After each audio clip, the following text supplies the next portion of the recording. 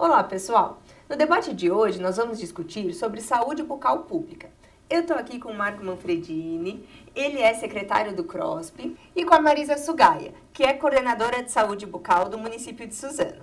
E aí, Marco, o que você nos traz do que hoje é mais preocupante em relação à saúde bucal pública? Então, Cristina, acho importante destacar que o Brasil tem desenvolvido nos últimos anos a implantação de um sistema de saúde voltado para toda a população, que é o Sistema Único de Saúde, né?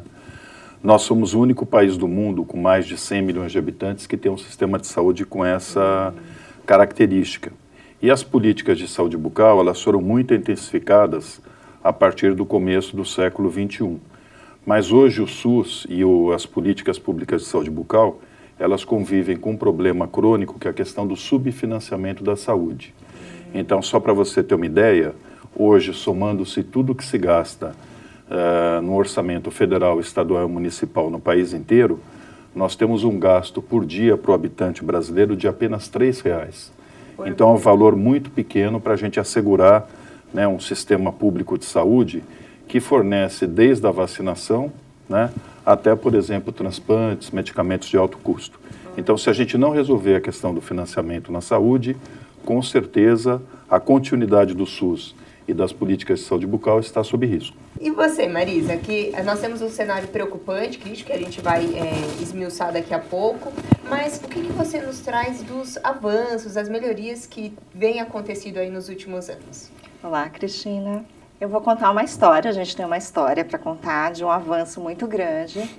A odontologia no Brasil era extremamente mutiladora de tratamentos somente para extração dentária. A população não tinha acesso ao serviço odontológico, né? A população carente, sim, quando ela ia procurar o tratamento odontológico numa unidade pública, ela fazia o tratamento. Quando encontrava o dentista, eram extrações, eram mutilações. A gente, com a Política Nacional de Saúde Bucal, implantada em 2004, teve um avanço gigantesco, grande, de melhoria de acesso. Foi inserido o dentista na estratégia de saúde da família. Então, as pessoas começaram a ter acesso ao serviço odontológico. A gente não pode falar que esse acesso não tem dificuldades. Ainda temos dificuldades. Mas o que a gente tinha antes? Né? A gente não tinha o dentista para a população de adultos. Era um dentista só para crianças, era só para o escolar, voltada para o escolar. Hoje a gente tem um serviço especializado de excelência. Sim. A gente oferece serviços de endodontia. Até prótese, né? Prótese, implante, ortodontia. No nosso município a gente oferece um serviço altamente especializado. Então, hoje, a gente não mutila mais esse paciente. É uma mutilação, né? Uma extração é uma mutilação. Com certeza. A gente não faz mais essa mutilação. Então, a gente faz o tratamento e ainda faz todo o tratamento especializado, dando toda essa chance de recuperação para esse dente, para essa pessoa. Mas não é só isso, a gente faz também a prevenção, a gente faz todo o tratamento preventivo. Né? Legal.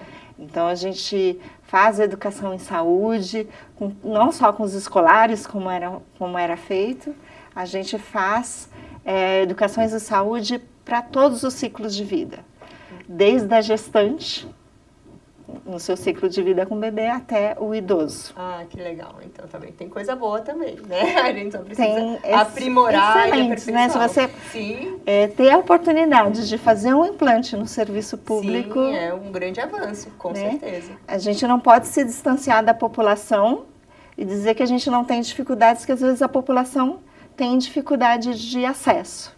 Mas perante o que era e que nem tinha acesso ao dentista... Então, hoje a gente está muito bem. Eu acredito que se a gente tivesse um financiamento maior, né, como disse o Manfredini, se melhorasse o financiamento, a gente já faz de excelência, um tratamento de excelência, mas a gente melhoraria muito o acesso. Legal. Manfredini, você trouxe a questão de que hoje a saúde pública ela custa R$3 por habitante. Existem outros países que também oferecem, né, um sistema único. Então, se a gente trouxer isso em dólar ou a nível de comparação, é muito, é pouco? Como que você consegue explanar aí para nós? Então, Cristina, quando a gente compara com outros países que têm sistemas universais de saúde, né, o gasto público, somando o que se gasta na esfera federal, estadual e municipal no Brasil, ele é muito menor do que o gasto público que a gente observa em outros países, né? Só a título de comparação, por exemplo, a estimativa do gasto anual por saúde pública no Brasil por habitante é da faixa de 400 a 500 dólares. Países que têm sistemas universais de saúde, como Espanha, Portugal, Canadá, Inglaterra, eles têm gastos acima de 3 mil dólares. Então, na realidade, né, hoje o desafio da implantação e da construção de um sistema único de saúde é muito grande no Brasil, né? E relembrando uma outra diferença que eu acho importante também, que esses outros países não oferecem saúde bucal como nós oferecemos aqui no Brasil. Então, esse cálculo ele é da saúde como um todo. Esse cálculo é da saúde como um todo. Mas se eu levar em perspectiva que dentro desse recurso no Brasil eu ofereço a saúde bucal, que inclusive nos outros países não é oferecida na mesma quantidade de procedimentos como a Marisa situou inicialmente, então na realidade esse valor ainda é mais prejudicial no caso brasileiro, né? Você que está dentro do município, Marisa, essa fatia, né, que vem, que o município pode, deve se gastar ou não com a saúde, ela é desmembrada para a saúde bucal e para a saúde como um todo ou não? Ela é generalista? Hoje em dia é um pacote só para a saúde, mas quando você gasta muito dinheiro com a saúde, como está sendo feito hoje, deveria ser só 15%, você acaba deixando de investir em outras áreas também. Então, isso é prejudicial para o município. Vai virando, né, um ciclo, né? Porque aí você não... Deixa de se investir em obras, em infraestrutura, né, em serviços urbanos, para se investir nessa... Claro que a saúde é uma necessidade e é uma prioridade, mas tem todo um contexto de administração de uma cidade. O equilíbrio para isso seria o quê? Então, uma exigência que está colocada hoje, Cristina, inclusive que é defendida, né, pelos profissionais que atuam na saúde pública, as entidades nacionais, inclusive da odontologia, né, o próprio Conselho Regional de Odontologia de São Paulo, nós defendemos uma maior participação da esfera federal no custeio das atividades de saúde bucal, né, porque nos últimos 20 anos, quando a gente vai observar como é que se comportou o gasto federal, estadual e municipal, a gente vê que teve uma retração na participação do governo federal e, como a Marisa bem destacou, um aumento da participação dos governos municipais. No caso em especial de São Paulo, né, nós temos o governo do estado que ele fornece recursos para aproximadamente 400 municípios. E nós temos uma luta antiga também das entidades odontológicas, que é a extensão do programa Sorria São Paulo para os 645 municípios paulistas. Então isso é muito importante porque agora nós vamos entrar num período eleitoral, os profissionais vão estar se inteirando das propostas dos candidatos e a gente ter profissionais cirurgiões dentistas que sejam candidatos e que possam, por exemplo, depois na Assembleia Legislativa, fazer com que os 645 municípios recebam recursos do governo estadual, isso vai beneficiar milhões de pessoas em São Paulo. Isso é importante, né? Porque você citou a questão que o dinheiro pode ir para a infraestrutura, pode ir para a educação, ele vai para a saúde, ele vai para a odontologia se nós tivermos uma voz lá dentro, né? Então, realmente, agora em outubro é o momento da gente escolher com critério quem a gente vai eleger. E nesse sentido, Marisa, eu digo até, né? Porque às vezes a gente fica pensando, é só o SUS. Mas isso engloba, de muito interesse dos dentistas, porque é a questão da quantidade de vagas nas unidades básicas de saúde, o valor do salário dos dentistas que vão ser remunerados ali. Como é que é lá no seu município hoje esse aspecto, Marisa? Porque eu acredito que lá vocês têm um cenário positivo, né? Para a gente tentar, assim, replicar isso em outros lugares, né? Olha, Cristina, eu acredito que o salário poderia ser melhor. Sempre. A gente sempre quer mais. Se a gente tivesse um melhor investimento federal, eu acredito que o salário poderia ser melhor. É claro que comparando com outros municípios que estão com muitas dificuldades, né, que têm dificuldades até para cuidar de toda essa da infraestrutura da cidade, então a gente tem dificuldade do salário, sim, né? Mas no meu município teve todo um investimento em saúde bucal. Então o salário dos cirurgiões dentistas da minha cidade é um pouquinho melhor do que de outros municípios. Mas tem salários muito tristes, né? Acho que o doutor Marco pode falar melhor.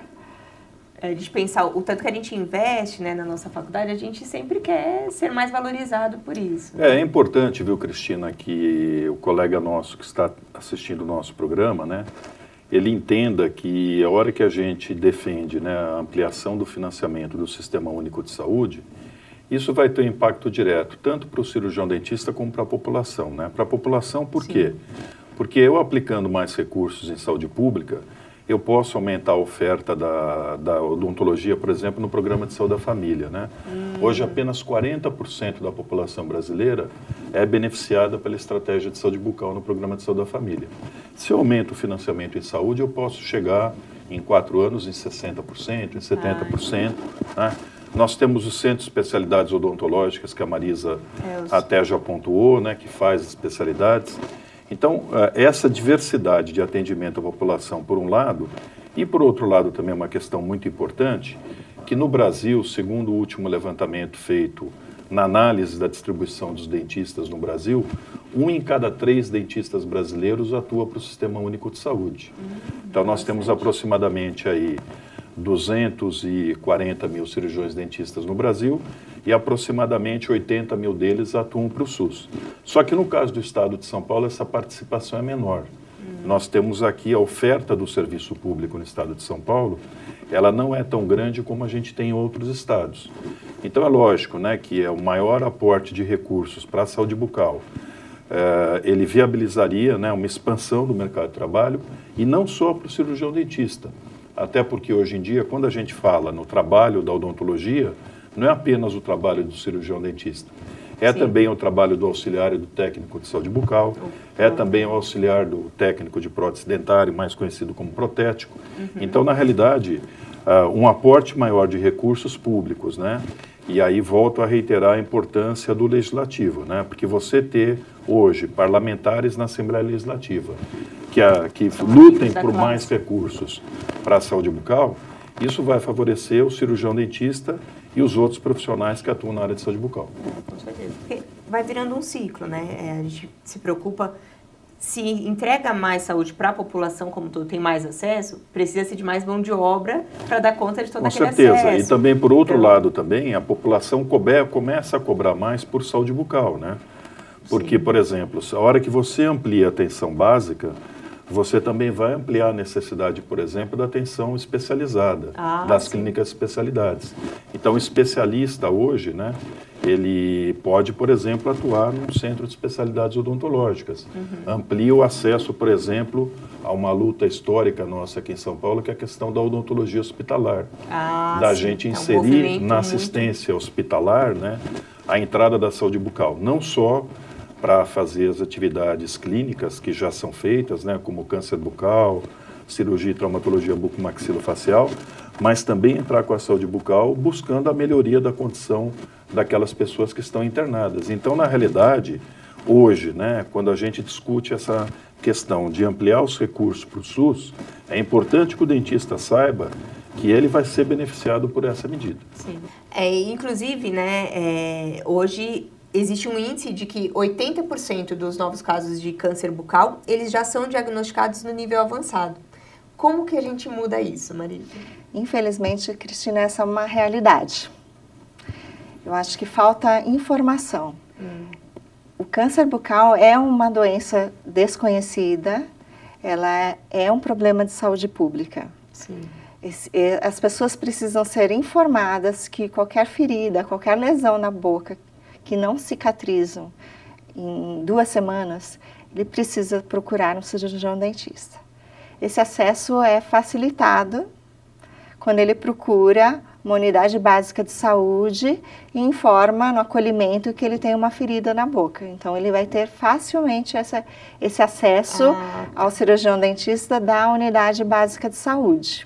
Legal. Independente dele ter a dor, se ele chega, ele vai ser atendido e vai ser direcionado. Com certeza. Legal. Fora, essa seria um atendimento passivo, né? Digamos, entre aspas, porque o paciente vem até o ambulatório. Mas existe também uma busca ativa com alguns programas? No nosso município, a gente tem duas formas de busca ativa. A gente, na estratégia Saúde da Família, a gente procura os tabagistas e os estilistas e faz a busca ativa no próprio domicílio.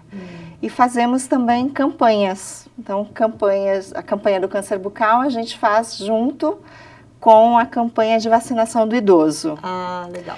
E aí a gente procura feridas, nós examinamos 16 mil pessoas na campanha do câncer bucal. Quando a gente encontra uma lesão, quando a atenção básica, o cirurgião dentista da atenção básica, encontra uma ferida, ele encaminha para o Centro de Especialidades Odontológicas, que é para atenção especializada. Lá faz uma nova avaliação e biópsia. Faz a biópsia e é encaminhado para a rede Hebe Camargo para tratamento. Então, existe toda uma integração, né? Isso é bem bacana de ver que é funcional. Sim, funciona. O problema é quando esse paciente não consegue o acesso. Então, todo dentista da atenção básica, ele precisa ter muito cuidado em facilitar, em ouvir, fazer um ótimo acolhimento para poder diagnosticar o câncer bucal rapidamente. Então, Cristina, eu acho que é muito importante a sequência que a Marisa fez, né, explicando a integração entre as várias áreas assistenciais para o câncer bucal. Agora, eu julgo importante também destacar que a gente tem uma deficiência hoje na organização dos serviços públicos, no caso do Estado de São Paulo e do Brasil, né, que é justamente também na questão do atendimento à pessoa que tem o câncer bucal diagnosticado. Então, você tem que ampliar, né? Você tem que ampliar o acesso a hospitais públicos, né? Você tem que ampliar o acesso às universidades, que hoje também fazem o atendimento ao câncer bucal. E isso é uma questão muito importante para que o dentista pense na hora que ele for escolher um representante dele no legislativo.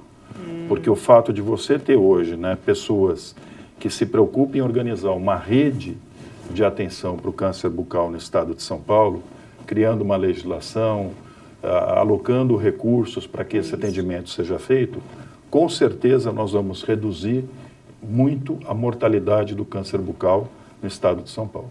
Ah, que legal. Então, para a gente encerrar, eu vou abrir para que vocês nos tragam qual que é a projeção, qual que é o cenário, o que a gente precisa realmente fazer de diferente para ter essas soluções aí que são necessárias. Pode começar por você, Marisa. Eu acredito que a gente precisa do envolvimento da população na defesa do SUS. Sim.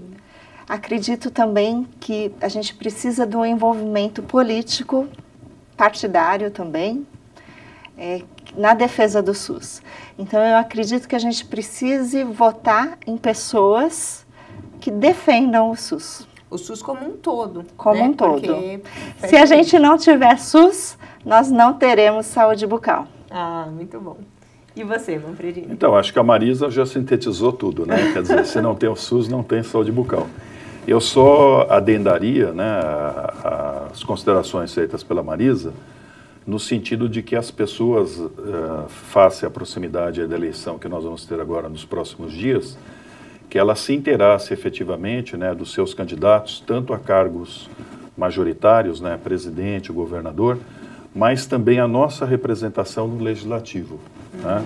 Nós vemos que, infelizmente, grande parte dos brasileiros votam para deputado estadual, muitas vezes sem conhecer, sem saber em quem eles estão votando. Então, eu recomendaria, né, para o colega cirurgião dentista, para que ele verificasse, né, aquele profissional, como a Marisa falou, que tem um compromisso com o SUS, o profissional que já teve experiências, por exemplo, sendo secretário municipal de saúde anteriormente, pessoas que já têm uma trajetória histórica, né, seja dentro do serviço público, seja, por exemplo, à frente das entidades que representam a profissão, porque na realidade esse compromisso desse profissional com o SUS e com a saúde bucal vai beneficiar em muito a população paulista e também os mais de 140 mil trabalhadores em saúde bucal que nós temos no estado. É isso. Então, pessoal, se inscrevam no canal. Toda semana tem um vídeo novo para você. E a ideia é justamente essa, a gente trazer assuntos de relevância, assuntos que vão valorizar a união e fortalecer a nossa classe.